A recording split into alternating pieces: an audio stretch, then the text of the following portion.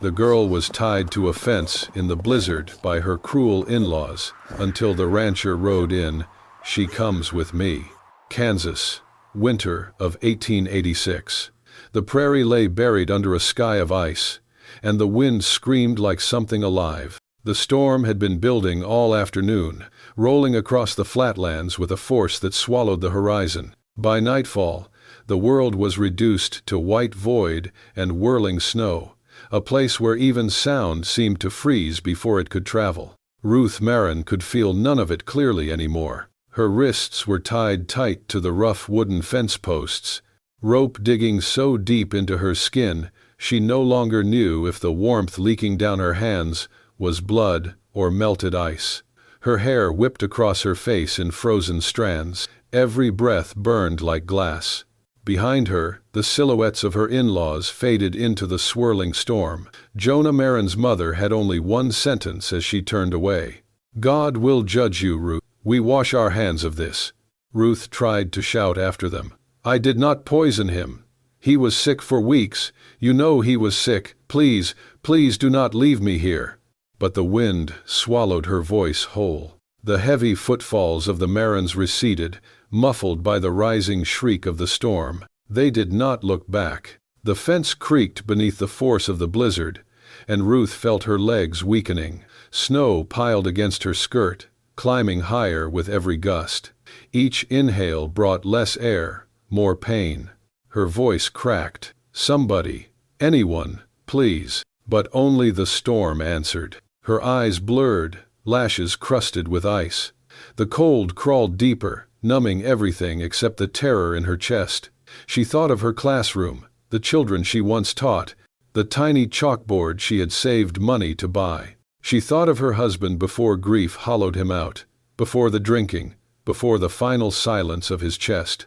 And she wondered if this was really how her story ended, buried in snow, condemned by the very people she had tried to love. Miles away, Declan Pike tugged his coat collar higher as he walked the fence line of his ranch. Most nights he would have stayed inside, but tonight something gnawed at him, a strange rhythm in the wind, a break in the storm's howl that did not sound like nature. He paused near the north line, one gloved hand resting on the post. The world roared with white fury, and yet, beneath it, a sound, a thin, desperate cry carried by the wind, flickering in and out like a dying lantern. Declan turned his head, listening harder. His half-blind left eye watered from the cold, but his right eye remained sharp, narrowed toward the sound. "That is no coyote," he muttered. He whistled sharply. His horse, Bramble, trotted through the drifts with a snort of steam. Declan swung into the saddle and urged the gelding forward, leaning low as he scanned the storm-thickened dark. Another cry, fainter now. "Hold on," he murmured, into the storm, though he did not yet know to whom. A broken fence line appeared ahead, half buried. Then something moved, just barely, against the post. A figure slumped sideways, hair frozen to her cheek, rope stiff with ice. Declan's heart lurched. "Hell," he whispered. "Someone left you to die out here." He dismounted before Bramble fully stopped, crunching through the snow. The woman did not react as he lifted her face gently. Her skin was blue at the edges, her lips cracked, her eyes half open but unfocused. He spoke softly, bending close so his voice could reach her through the storm. "Miss, can you hear me?" Her mouth trembled. One broken whisper escaped. "Please." Declan drew his knife, sawed through the frozen rope, and caught her limp body as it fell forward into his arms. She was light, too light, her body shaking uncontrollably despite how cold she must already be. He wrapped his coat around her shoulders and held her against his chest. "I have got you," he said, voice steady as stone. "I am taking you home." He lifted her onto the horse, mounting behind her to keep her upright, shielding her from the wind with his own body. As he turned Bramble toward the faint glow of his cabin lanterns far across the prairie, Ruth's head rested weakly against him. For the first time that night, he felt her breathe, and it was enough. He pressed his heels to Bramble's flanks. "Hold on, miss," he whispered into her hair as the blizzard howled around them. "You are not dying out here tonight. Not while I am still breathing. Declan kicked the door open with his boot, holding Ruth close to his chest. The storm screamed behind him, trying to claw its way inside. But once he shut the door, the world outside fell away to a heavy, muffled hush. He moved fast, laid her down on the cot near the fire, stripped off her frozen boots and gloves, fingers numb from handling the ropes. Her skin was pale, blue in places, the signs of frostbite already crawling up her hands. He stoked the fire high, tossed in kindling, then more logs. The warmth rose slowly, like a breath returning to a dead room. Declan peeled off his coat, then grabbed a pot and filled it with water. He threw in oats, dried apples, a pinch of salt. As the stew simmered, he rummaged through the worn wooden chest beneath the window. Inside, beneath bundles of cloth, were the last of his mother's supplies, old remedies, dried herbs, salves in tin boxes marked in shaky handwriting. "Best I can do," he muttered. He soaked cloths in warm water, gently pressed them to her hands and feet. She flinched even in her unconscious state. Her lips moved without sound. "Easy now," he whispered, as if she could hear him. An hour passed. Then another. He sat beside her, eyes trained on the slow rise and fall of her chest. When she finally stirred, it was sudden. Her eyes flew open, wide, wild. She gasped and scrambled back against the wall, clutching the blanket to her chest like it could stop bullets. "Where am I? What did you do to me?" Declan raised his hands slowly, calm as stone. "You are safe," he said. "No one here wants to hurt you." "Don't lie to me," she snapped, her voice raw. "They sent you, didn't they?" "No," Declan said. "I do not know who they are. I found you near the fence, half frozen. That is all." She looked around, breathing hard. Her eyes landed on the fire, the pot, the tiny cabin with its single window and creaking roof. He stood up, gave her space. "If you want to go, I won't stop you. But out there, it's death tonight. You'll freeze before you get 20 paces." Ruth stared at the door, her jaw tightened. Then she lowered her head. "They said I poisoned him," she said. Her voice was low now, almost a whisper. "Said I fed him something wrong. He was sick for weeks, and I tried everything I could. But when he died, they needed someone to blame." "Your husband?" She nodded once. "Samuel Marin. His family never liked me, thought I was too proud because I used to teach. After he died, they turned on me like wolves, and when I asked for my things, they tied me to that damn fence." Declan said nothing for a long while. The only sound was the crackling fire and the faint hiss of snow hitting the windows. Then he spoke. "People will believe what suits them. I lost a brother once to something like that. A lie got told, and no one cared if it was true." She glanced at him. For the first time, she noticed his left eye, the faint cloud over it, the scar running along his cheek. "They tried to shoot me too," Declan said. "Didn't finish the job, but they took enough." The silence between them softened. He poured some of the porridge into a tin bowl and set it down in front of her. "I can't promise much," he said, "but the food is hot, and the roof holds." Ruth didn't thank him, but she reached slowly for the spoon. Outside, the storm howled on. Inside, for the first time in days, Ruth ate. And Declan Pike sat across from her, one-eyed and quiet, as the firelight flickered between them, two souls scarred by false accusations, learning to breathe in the same space. The blizzard passed, but the cold remained. Days trickled by inside Declan Pike's cabin like slow drops from a thawing icicle. Ruth regained color in her cheeks, though she still limped from the frostbite. Declan never pried. He fixed fences by day and cooked beans or rabbit stew by night. Their words were few, but something began to settle between them, like snow hardening into the ground. Until the rumors came. Declan first heard it from a trader who stopped by his fence line, exchanging bullets for cornmeal. "You hear about the Marin girl," the man muttered. "Word is she killed her husband, then took off with some old rancher. Folks say she's got him wrapped around her finger." Declan said nothing, just tightened his grip on the bag. That night, Ruth sat by the fire, stitching the sleeve of a shirt. Declan stirred a pot slowly, his good eye focused on the flickering flame.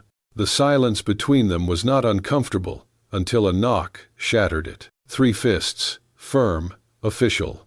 Declan opened the door, slow and steady. 2 men stood outside. One wore a deputy's badge under a snow-stained coat. The other, a tall man with a hat too clean for the frontier, stepped forward with a leather-bound folder. "Declan Pike?" he asked. Declan nodded once. "We are here under order from the county court. This concerns Ruth Marin." Behind them, Ruth rose to her feet. Her face went pale, then stiff with resolve. "I'm Ruth Marin," she said. "I'm not hiding." The man in the clean hat stepped inside uninvited. "Name's Thorne. I represent the Marin family's legal interest. This woman is suspected of poisoning her husband, Samuel Marin, and fleeing custody. Her sudden disappearance and your hospitality have only strengthened the case." "She was never in custody," Declan said evenly. "She was left tied to a fence in a blizzard." Thorne ignored him. He turned to Ruth. "You'll need to come with us. You'll have a chance to speak for yourself in front of a judge." Ruth looked at Declan, then back at the fire. "I'll go," she said softly. "I won't drag someone else through my mess." Declan stepped forward, blocking Thorne's path. "She's not going anywhere tonight." Thorne's brow lifted. "Are you obstructing a legal order, Mr. Pike?" "Not yet, but there's no warrant, no arrest order, only accusations and slander. If she chooses to stay here, that's her right, unless you got something in writing that says otherwise."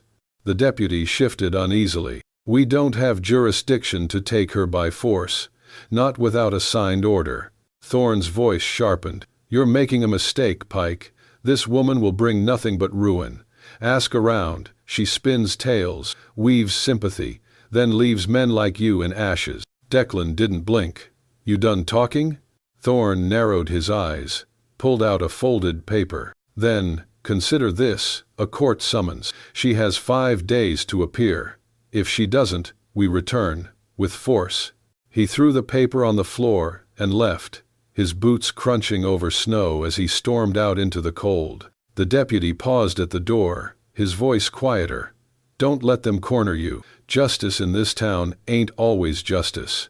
When the cabin door shut again, silence fell heavy. Ruth stood frozen, staring at the paper. "I knew it would catch up. I should have never stayed." Declan poured her a cup of hot tea and set it down beside her. "They can say what they want," he said. "But here, you're not a fugitive. You're just a woman trying to survive." Ruth lowered herself to the chair, her hands trembling. "No one stood up for me like that," she whispered. "Not since, before Sam died." Declan sat across from her, the firelight catching the line of the scar down his cheek. "Then maybe it's about time someone did."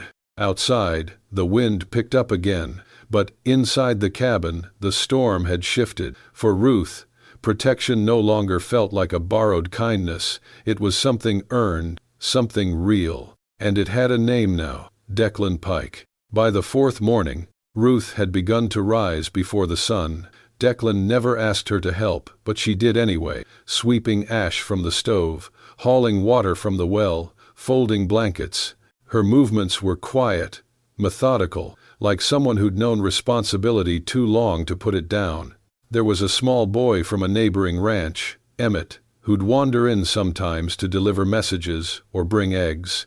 One day, Ruth caught him tracing letters in the dirt with a stick. She squatted beside him. "That's an E," she said gently. The boy blinked. "My pa says schools for folks in towns." "Well," Ruth smiled faintly, "I used to run one in a little town, but it had books, chalkboards, a bell, even." She picked up the stick and drew an A beside his shaky E. "Want to learn a few more?"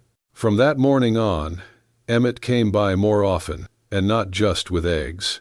Declan noticed from afar. He never interrupted, just watched from the edge of the barn, arms crossed, as Ruth knelt beside the child, tracing letters with pine needles, or drawing numbers in the frost on the window pane. She didn't smile often, but when she did, Like when Emmett got the word pony right, it lit something in her eyes. He also saw her laugh, for the first time, that afternoon with the bay mare. The horse had just foaled and was skittish, refusing to let the baby nurse. Ruth approached without fear, talking low and soft like she might with a frightened child. "I know it hurts," she murmured to the mare, "but you have to let her try." Declan leaned on the post, arms folded, silent. Ruth looked over her shoulder when the mare finally allowed the foal to nuzzle in. Her smile met his gaze and held for a second longer than necessary. That evening, as snow fell in slow, lazy flakes outside, Ruth sat by the fire stitching the same torn sleeve. Declan was cleaning a rifle near the hearth, his one good eye focused. She spoke without looking up. "Why do you live alone?" Declan didn't answer right away. The silence stretched, but she didn't fill it. Eventually he said, "There was someone, a long time ago." Ruth paused her stitching. "We were engaged," he continued. "She believed I'd done something I hadn't. Someone accused me of stealing a horse. I took the fall to protect a boy who couldn't read, didn't understand the charges, got into a fight over it. A man drew first. I shot second, got this in return." He tapped the faded scar, running from brow to cheek. "She left?" Ruth asked softly. "She left," Declan said, "and I figured maybe it was better for everyone." The fire cracked. Ruth set her sewing aside. "So you know what it feels like, to be blamed, to have your truth dismissed." He didn't nod, but he didn't need to. "I was just trying to keep Samuel alive," she said, voice low. "He got sick from the well water. I boiled herbs, begged him to rest. His parents said I was poisoning him. They said I wanted the land." Her hands trembled. Declan poured her tea, set it gently beside her. No words, no judgment. That night, the wind howled outside the windows. Ruth didn't retreat early. Instead, she stayed by the fire, knees pulled to her chest beneath the quilt. Declan sat across from her, the chair creaking under his weight. They didn't speak, didn't need to. There was a stillness in the room, not awkward, not cold, but heavy with understanding. Two people wronged by the world, carrying bruises that didn't always show. Neither asked for comfort, but both, in their silence, offered it anyway. In that flickering half-light, something began to shift. Not love, not yet, but the kind of respect that stays, that says, "I see your scars, and I will not turn away." It was on a quiet morning, with frost clinging to the window panes like lace, that Ruth stood by the stove and said, almost to herself, "He wrote a letter." Declan, seated at the table, looked up from oiling his saddle straps. "Who did?" "Samuel, my husband. Before he—" her voice wavered. "I saw him writing it the night before he died, folded it, sealed it in an envelope. I asked him what it was, and he said, something to make it right. But his parents, after they blamed me, they never gave me anything, said there was no note." Declan's gaze sharpened. "Are you sure?" "I saw the letter." He tucked it into his coat pocket, the gray one, with the broken button. Declan stood. "Was it still there?" "No. When they brought me into town for questioning, I asked. They said there was no letter. But I think," she swallowed, "I think he kept a few things behind the loose floorboard in the barn. He used to hide tobacco there." Declan didn't speak. He simply pulled on his coat. That night, under a moon veiled by clouds, they rode out together, cloaked in darkness. The Marin house stood quiet, windows blackened. Snow crunched under their boots as they moved toward the old barn behind the main house. Ruth led the way, breath coming in soft clouds. She paused at the back wall. "Here," she whispered, kneeling. Her fingers scraped against the aged wood. "There's a board that shifts. He used to pry it up with a horseshoe." Declan passed her his knife. With care, she slid the blade into the seam and lifted. The board creaked. Behind it, wrapped in wax paper, was a small tin box. Ruth's breath hitched. Her hands trembled as she unwrapped it. Inside were several folded letters, brittle and yellowing. One bore her name. She tore it open. Declan turned his back, giving her a moment of privacy, but he could hear her breath break. The note was short, Ink faded in places, but every word cut clear. Ruth, I'm sorry I haven't been stronger. This isn't your fault. You tried harder than anyone. It's me. I'm hollow inside, and I don't know how to be a husband when I feel like I failed before I began. The doctor said it. I can't give you children. I thought I could live with it, but I can't. You deserve a family. Please, forgive me. Tell them it was me, but they won't listen. Maybe, someday, someone will. Love always. Samuel. Ruth sat in the straw, the letter clutched to her chest. Her shoulders shook. She gasped. I thought maybe I drove him to. I thought if I'd just said the right thing, been quieter, kinder. Declan stepped forward, crouched beside her. His voice was low, steady. You never deserved what they did to you. They called me poison, she whispered. Said I tricked him into marrying me, that I was greedy, barren. Declan placed a hand gently on her shoulder. She did not flinch. You are not the villain of this story. Tears streaked her wind-reddened cheeks. I was a teacher. I had a quiet life. Then he came to the schoolhouse one afternoon, asking about books on crops. He smiled. He listened. I thought, maybe he saw me. He did, Declan said, but he didn't know how to carry his own weight. Ruth shook her head slowly. I carried both of us until I couldn't anymore.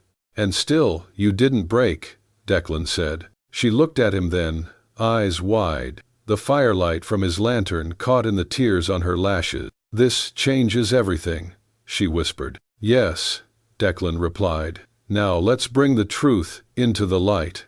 He held out a hand. For a long second, she stared at it, then took it. Not for rescue, for strength. And together, they stood. The courtroom in Ash Creek was a modest wooden building, no grander than the saloons or mercantile shops flanking its sides. Snow clung to the windows, melting in uneven streaks, as townsfolk crowded inside, whispering with the thrill of small-town scandal. At the center sat Ruth, her posture rigid, jaw set, the folded letter clutched in her gloved hands. Declan sat one row behind her, silent, unreadable as ever, save for the muscle ticking in his jaw. Across from them, the Marins. Walter and Cora Marin sat like stone carvings, hard, unmoved, and eager to see her fall. Their lawyer, a slick man with greased-back hair and polished boots, stood as the hearing began. She is accused, the lawyer intoned, of criminal negligence, and by suspicion of murder through poison. She fled her home, destroyed evidence, and now hides with a man known for lawless dealing. Ruth's hand tightened around the letter. The judge, a grizzled man named Cartwright, nodded. And what evidence do you have to support this? Only circumstantial, the lawyer admitted, but compelling. Her husband died suddenly. His health had been failing, yes, but he worsened rapidly after their arguments. There was no physician present. The body was cremated, per her insistence. That's a lie, Ruth said, standing. It was the Marins who insisted on cremation. I begged them to wait. They refused. Do you have proof of that? She raised the letter. I have this. The lawyer scoffed. A letter, Your Honor. Forged, no doubt. Anyone can write a sob story. Let me see it, the judge said. Ruth stepped forward, hands trembling slightly, as she offered the note. The judge read it in silence. The courtroom seemed to hold its breath. Walter Marin barked, That don't mean nothing. My son was weak. He was always dramatic. Probably wrote that to cover her tracks. Declan rose slowly from his seat. If I may, he said, voice deep and steady, I have something to add. The judge motioned him forward. Declan met his eyes squarely. My name's Declan Pike. I've kept journals for years. The handwriting in that letter matches entries Samuel Marin made in a ledger I found when he visited my ranch for fence repairs last spring. I didn't know what it was back then. Now I do. You a handwriting expert? The lawyer asked, sneering. I know what I see, and I'll testify under oath. Hell, I'll bring the book here and let every man in this room compare it themselves. There was a murmur of agreement from the gallery. The judge tapped his gavel once. The lawyer floundered. Even if the letter's his, there's no signature, no date. Declan raised an eyebrow. You want truth or technicalities? The judge looked from Ruth to the Marins, then back at the letter. I find the content consistent with a man in despair. I also find no evidence, none, that Miss Marin acted with malice.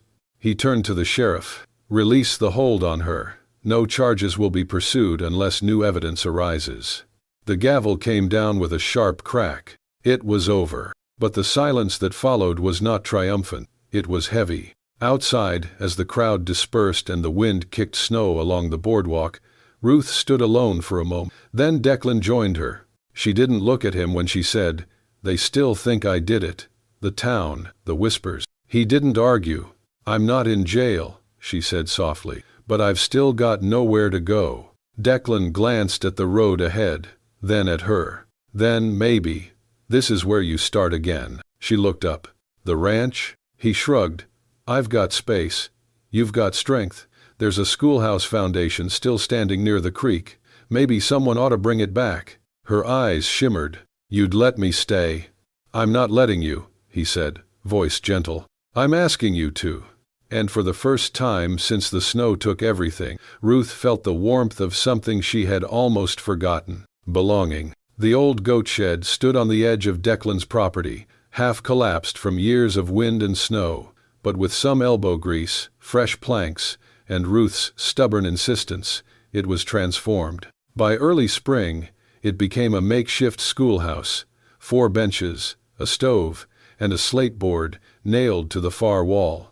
Word spread slowly through the outlying homesteads. The widow teacher was offering lessons. At first, only 2 children came. Skeptical mothers waited nearby, arms crossed, watching Ruth like a hawk. The Marin name still carried shadows, but Ruth never brought up the past. She greeted each child by name, handed out pencils she'd carved herself, and read aloud from old primers until the children leaned closer to listen. By the 2nd week, 6 more arrived. By the 4th, there wasn't enough bench space.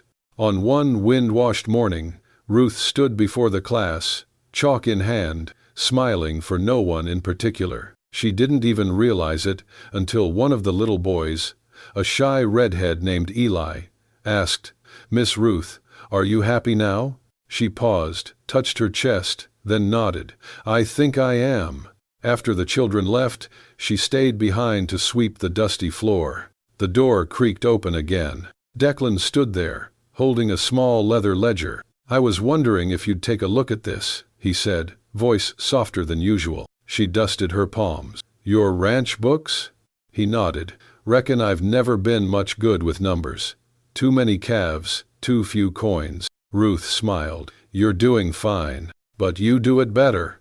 He placed the book in her hands, his fingers grazing hers for the briefest moment. They sat by the stove, Ruth, flipping through the pages, pointing at entries he hadn't balanced.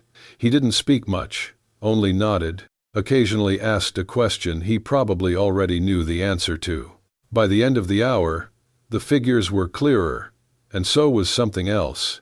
"You didn't come just for the math," she said quietly. Declan looked away, then back. "No," he admitted. They sat in the soft hush of the near evening, the wind tapping gently against the shutters. Ruth closed the book, placed it beside her. "You don't need to say anything," she whispered. Declan gave a small nod, but Ruth reached over anyway, laying her hand over his. "I used to think silence meant indifference. Now I know better." He looked at her, and this time, he didn't look away.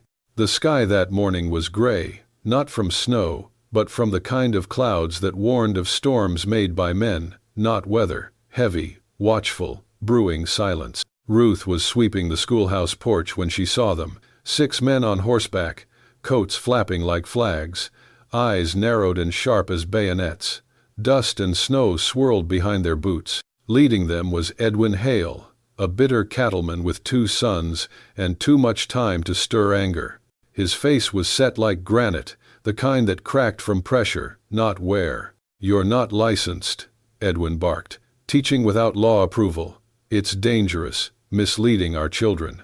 "I'm teaching them to read and count," Ruth replied calmly, though her hands trembled slightly on the broom handle. Her heart thudded under her collarbone, but her chin didn't waver. "You're trespassing on decency, is what you're doing," he snapped, spitting into the frozen dirt.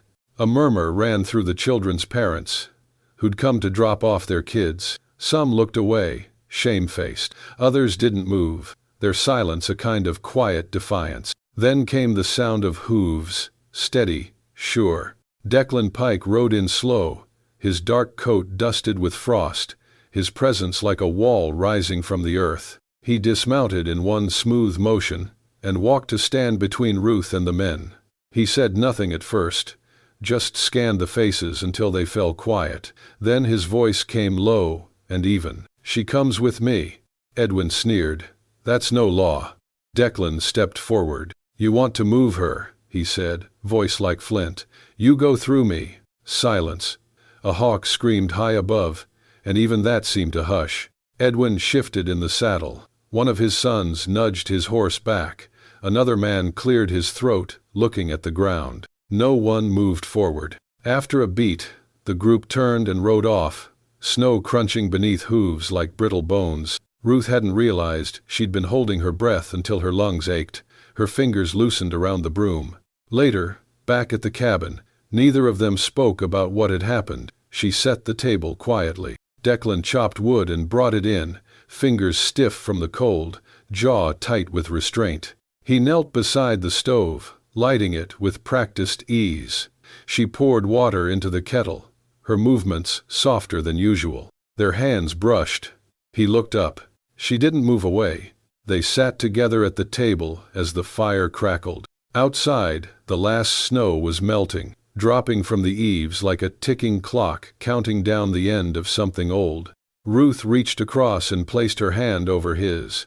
Declan didn't flinch. He just turned his palm to meet hers, rough skin meeting warmth. There was no kiss, no whispered promise, only warmth, and a long, unbroken stillness.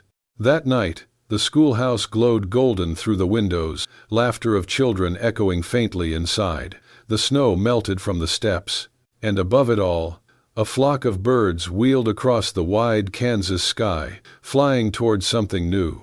If Ruth and Declan's story touched your heart, if you believe that even in the coldest storms, there's still a hand reaching out, then this story was meant for you. Hit that hype button if you believe in slow-burning love, quiet strength, and women who rise from the ashes.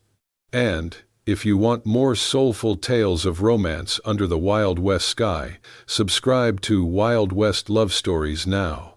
Here, love always finds its way, through snow, through silence, and through every long road home. We'll see you on the next ride.